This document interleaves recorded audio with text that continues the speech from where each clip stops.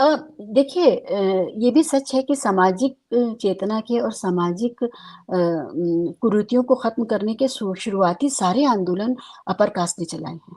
कोई उसमें शुरुआत में उस तरह के लोग नहीं थे, बहुत कम, सिर्फ एक महात्मा ज्योतिराव फुले और सावित्री पेरियार साहब हैं। और उसके बाद बहुत बहुत देर के बाद डॉक्टर भीमराव अम्बेडकर हैं। लेकिन जो बिल्कुल। जो जो जो सामाजिक न्याय के, स्त्रियों के लिए न्याय और अधिकार के जो आंदोलन हुए हैं, वो हमारे देश के जो वेस्टर्नाइज्ड लोग थे, जो पढ़ लिख के बाहर से आए थे, चाहे वो हमारे महात्मा गांधी हों, चाहे पंडित नेहरू हों, चाहे राजा राम मोहन रॉय हों, इन सब लोगों को आप देखिए, ये सारे के सारे अमीर परिवारों के नौजवान थे और विदेशों से पढ़ के आए थे। वहां से वो नई बात लेकर के बराबरी का दर्शन समझ के आए थे कि इक्वेलिटी, लिबर्टी, फ्रेटर्निटी, ये तीन मूल्य हैं इगैलिटेरियन समाज के। और यही हमारे एनलाइटेनमेंट मूवमेंट का हमारा जो मंथन है, उससे हमें तीन चीजें मिली हैं: लिबर्टी, इक्वेलिटी, फ्रीडम। और ये सबको मिले, बस इतनी ही कहानी है सारी। आज फिलिस्तीन में जो युद्ध हो रहा है, उसका भी यही लब्बो लुआब है कि उनको भी यही चाहिए जो उनको नहीं मिल रहा है। तो ये हर इंसान को मिले, इसके लिए उन लोगों ने ही काम किया।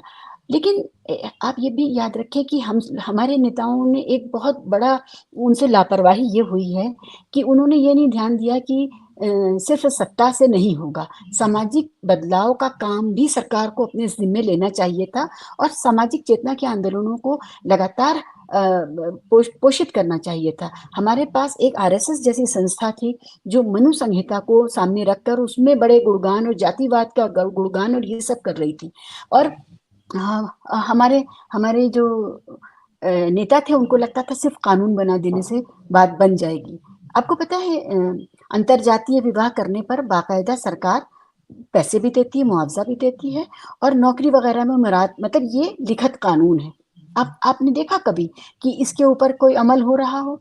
अंतरजातीय विवाह या जो धर्मों के बीच में जो विवाह हो सकते हैं, उनके ऊपर हो रहा हो कोई अमल, हो रहा हो? बजाय इसके पुलिस उनको पीछा करती है और रेप का केस बना करके लगाती है, परिवार के कहने पर।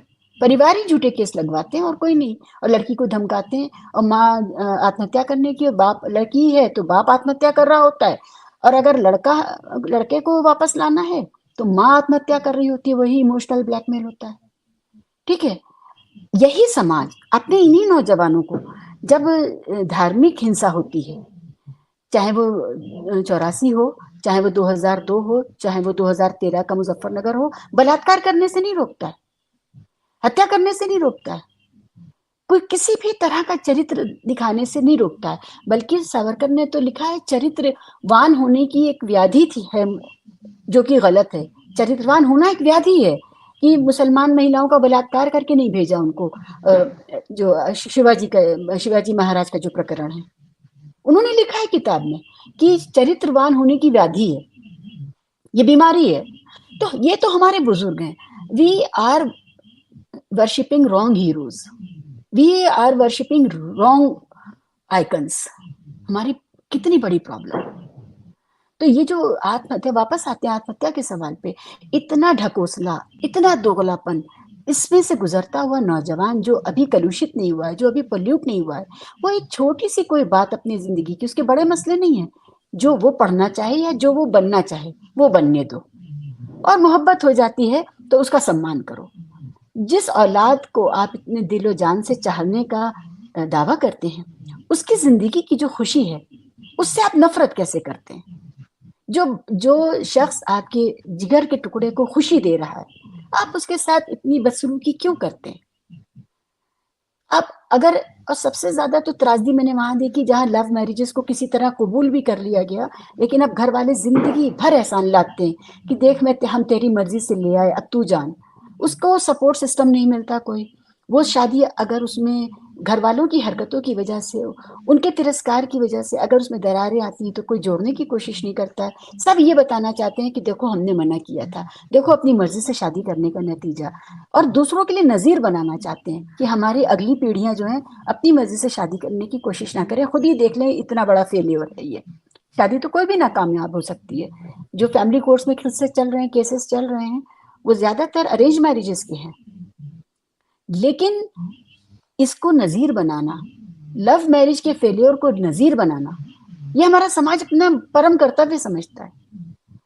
और अपने चुने हुए करियर को में अगर इंसान नाकाम रहा या किसी भी हालात से, तो उसके लिए भी वो दूसरा मौका देने से पहले हज़ार तरह के लांछन लगाता है। और अगर बेटी है, बेटी को तो कोई ऑप्शन ही नहीं है। अपनी सरकार मुफ्त जितना पढ़ा रही है उतना पढ़ो और फिर अपनी मर्जी से कहीं आ जाओ, कहीं सिलेक्शन हो जाए, कुछ है तो ठीक है। अगर वहां पर तुम्हारे साथ कोई दुर्घटना घटती है, तुम्हारी इज्जत पे कोई आँच आती है, तो लात मार के छोड़ आओ। घर में जो जमीन है, जो खेत है या जो दुकान है, वो हम तुम्हें दे देंगे, तुम अपना बिजनेस कर लेना। ये ऑप्शंस बेटियों के पास तो है ही नहीं।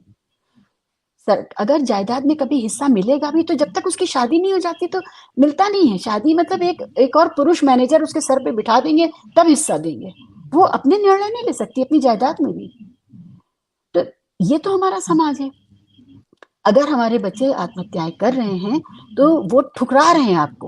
वो कह रहे हैं नहीं चाहिए, नहीं चाहिए ये दुनिया। वो ठुकरा रहे हैं आपको। आप इस काबिल नहीं है कि आपके साथ रहा जाए। जाइए, आपको मुबारक, आपकी ये चकाचौंध भरी दुनिया और आईएएस आईपीएस का ओहदा।